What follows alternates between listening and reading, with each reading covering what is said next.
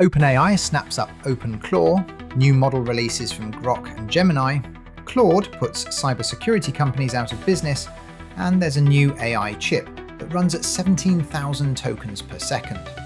Let's get into this week's AI news. Sam Altman himself has announced that Peter Steinberger, the Austrian developer behind OpenClaw, originally called Claudebot, is joining OpenAI to continue his mission for AI agents to take over the world. Sam Altman said he is a genius with a lot of amazing ideas about the future of very smart agents interacting with each other.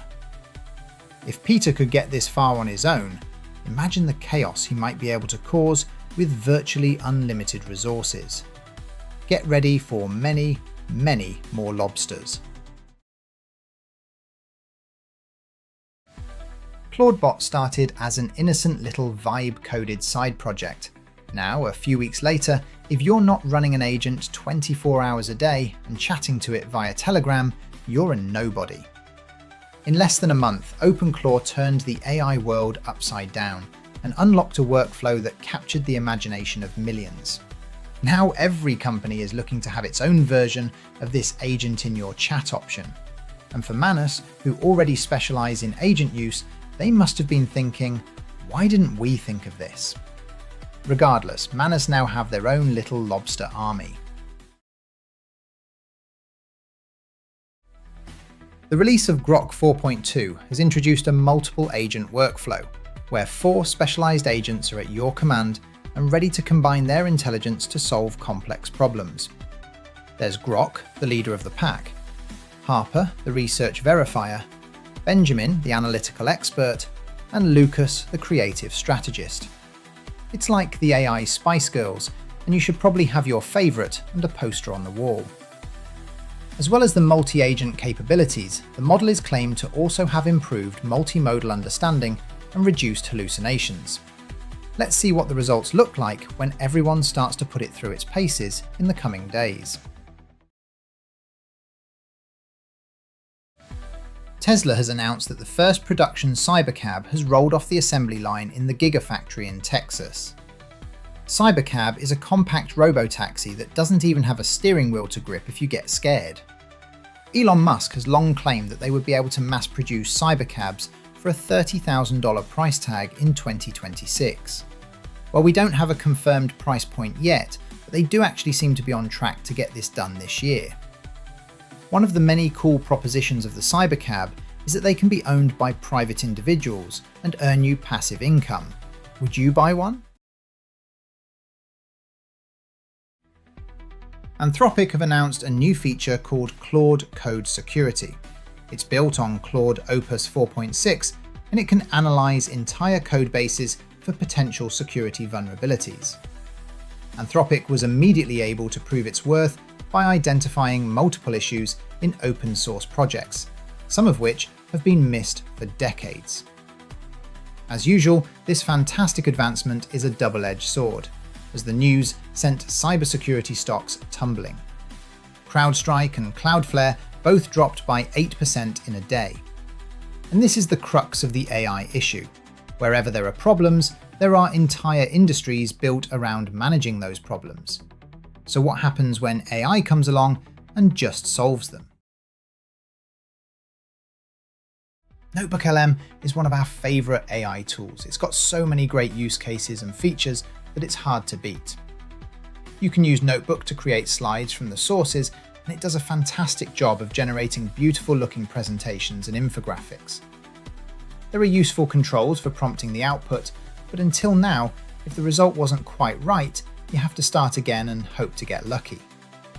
That's what the new update aims to address. You can now modify the output of any slide that's been produced with an image editing style prompt conversation. This should allow users to really get the perfect slide they're looking for. And now, when you do get it just right, you can export it as a PowerPoint file. Wait, PowerPoint? Job losses from AI have always been predicted, but the concerns become more serious day by day. Producing high-quality motion graphics as part of a marketing campaign used to take a lot of talent or money. But Replit is another company looking to tear down that barrier. Typically, Replit is known as more of a vibe coding service, but with the introduction of Replit animation, they're branching out into the world of animated motion graphics. A first look at some of the examples they've produced point to something that looks very capable, but we'll see how well it really performs when we get hands-on with it. Gemini 3.1 Pro is rolling out now, and it seems like a sign of the times that a single point release has delivered some monumental improvements. It's already returning some fantastic scores on a range of benchmarks. It's on par with Claude Opus 4.6 for coding, and it jumped an unbelievable 46 points in its Arc AGI score, going from 31% to 77%, meaning this model's advanced reasoning capabilities are incredible. But benchmarks alone don't translate to a model becoming a fan favourite. Does Gemini have what it takes to steal some Claude fans? The latest audio model from Google, Lyria 3, is going to be playing amongst some stiff competition, particularly Suno, who have become the leading music generation model. But Google seems to be taking a slightly different tact. Rather than pitching it as a full-on song generation service, they're marketing it for convenience. You create small 30-second musical pieces directly from Gemini, meaning that you'll be able to work sound creation seamlessly into many of the Google workflows in future. You can feed it text or image prompts, and it will quickly churn you out something fun to share.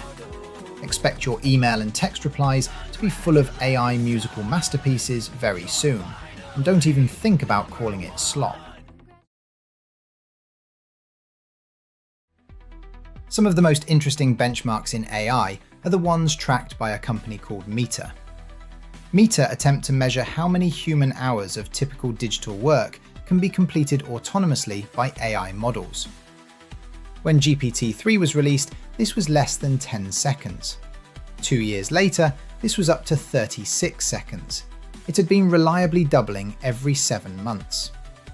With the release of Opus 4.5 in November last year, this had shot up to over 5 hours.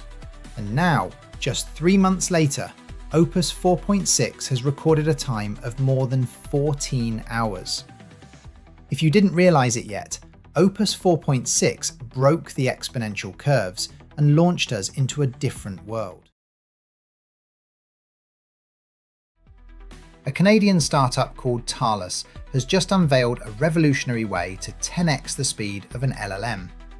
They just cut out the middleman, in this case, the memory. The new approach hardwires an LLM directly into the chip itself, so that there are no layers to communicate between. All of the information is just there, instantly. The result is the HC1 chip. It's 10 times faster than its nearest rival, and 20 times cheaper to run. And why exactly do you need to produce 17,000 tokens per second?